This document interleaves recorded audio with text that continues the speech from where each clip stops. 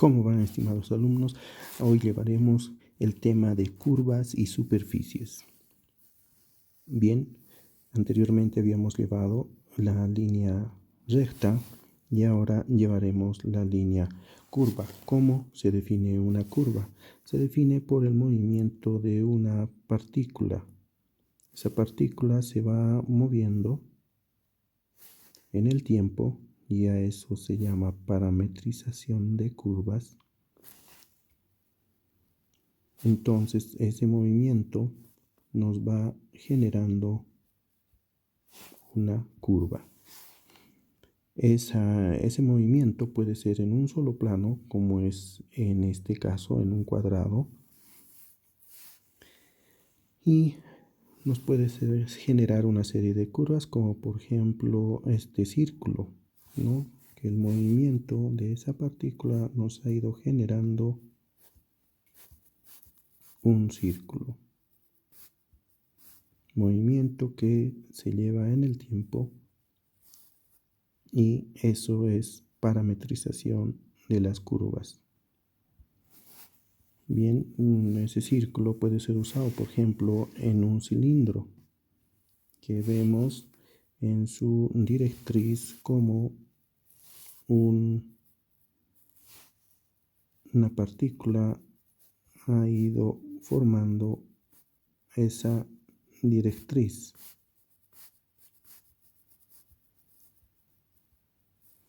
Y luego, mediante esa directriz se ha generado generatrices. Y el movimiento de estas rectas hace que se forme la superficie cilíndrica. Pero no solamente esa partícula o punto se puede mover en un solo plano, también se puede mover en superficies alabeadas, es decir, en varios planos. Como por ejemplo vemos acá el caso de una escalera helicoidal, y es una partícula que se va moviendo en diferentes planos. Ahora ya no es solamente en un cuadrado o en un círculo, y va generando una línea curva en el espacio. Eso quiere decir que no solamente requiere altura, sino también profundidad y también alejamiento. En cambio, si vemos la anterior, en este caso, el punto solo va a requerir de alejamiento y de profundidad. Algo importante es que ese desplazamiento de la partícula o de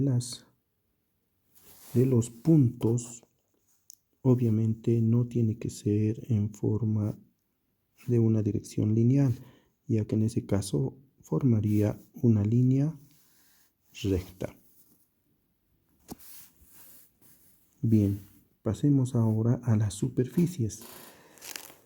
Las superficies, como ya habíamos adelantado un tanto antes, ya se diferencian de lo que son las bases o las tapas. Por ejemplo, esta es una base, ya, y todo esto son superficies, en este caso superficie cilíndrica. No hay que confundir con cuerpo geométrico. El cuerpo geométrico es todo el elemento. Muy bien, las superficies se clasifican en grupos, familias, clases, y veamos cuáles son. Tenemos, por ejemplo, las superficies reglada, las curvas y las compuestas. En arquitectura generalmente se utilizan las compuestas, ¿no? Pero claro que parten a partir de las regladas y las curvas. Seguidamente, las regladas se dividen en superficies desarrollables y alabeadas, ¿no? Y podemos ver que las desarrollables son, por ejemplo, las planas, que sería un plano, como está aquí, un plano de ancho y largo. Pero las desarrollables también pueden ser poliedrales, ¿no? Que ya sean regulares o sea irregulares.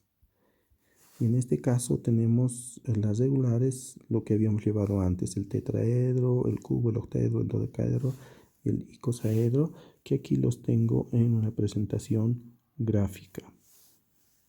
Bien, las irregulares es cualquier transformación de las regulares, ¿no? Que generalmente también en arquitectura utilizamos mucho. Bien, seguidamente tenemos lo que son las radiadas. Las radiadas son la cónica, ya, que serían la pirámide y el cono, que es casi lo mismo, solo es la diferencia de los puntos en la base. Y luego tenemos las cilíndricas, el cilindro y el prisma. Pues bien, ahí podemos ver que también los gráficos, aquí tenemos el cono radiadas. ¿Por qué? Porque tienen un punto en la cúspide y tienen un círculo en la base. Vamos a hacerlo con otro color. Tienen un círculo en la base con el movimiento de los puntos que producen la directriz y un punto en la cúspide. Entonces, como una especie de radio, van moviéndose las rectas. Lo mismo sucede con lo que significa la pirámide, puntos en la base y una cúspide. Muy bien, en cambio las cilíndricas, como ya habíamos explicado antes, están entre lo que sería el cilindro, ya sea recto, ya sea oblicuo, o el prisma, que nada más es la diferencia con el cilindro es que el número de lados es menor. Y aquí tenemos un ejemplo de un prisma que se utiliza mucho en las construcciones, ¿no? Una cubierta. Y es un prisma de 3 caras, por supuesto irregular. Luego tenemos las curvas de revolución, ¿no? Que sería la esfera. Acá la tenemos, el toro o dona también la llaman, y el otro elemento sería la escocia, que está acá, que son de productos de revolución. Bien, también aquí tenemos algunos detalles interesantes, que el cono y el cilindro también se pueden considerar como de revolución, ya que esas líneas que componen, es decir, las generatrices, van revolucionando en función a un eje central. Entonces, en función a ese eje central, van produciendo una revolución. También las llamamos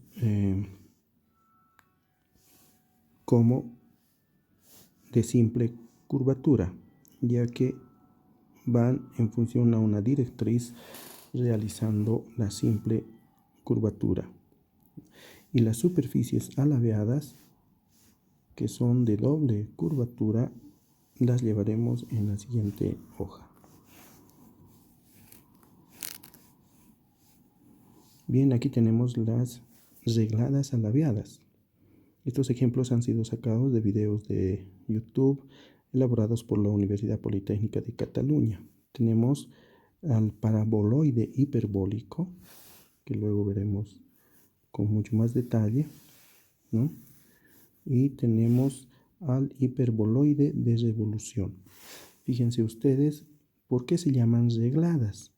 Porque están compuestas y están formadas y generadas por el movimiento de una recta. Fíjense, esa recta se va moviendo, se va moviendo, se va moviendo y genera una doble curvatura. Lo mismo sucede con el hiperboloide de revolución. Bien, estas figuras son muy usadas en la arquitectura y ustedes las podrán ver en estos links que voy a dejar junto con el video, ¿no? Pero aclararles que desde hace muchos años, desde hace más de 5000 años, la geometría ha sido parte tanto de Egipto o como por ejemplo el Museo del Louvre de París o la arquitectura en Dubái, el manejo del círculo, en el Louvre de París la pirámide y el prisma, etcétera. Bien, eso ha sido todo por hoy. Espero que les guste, especialmente los links, véanlo, que está muy bueno.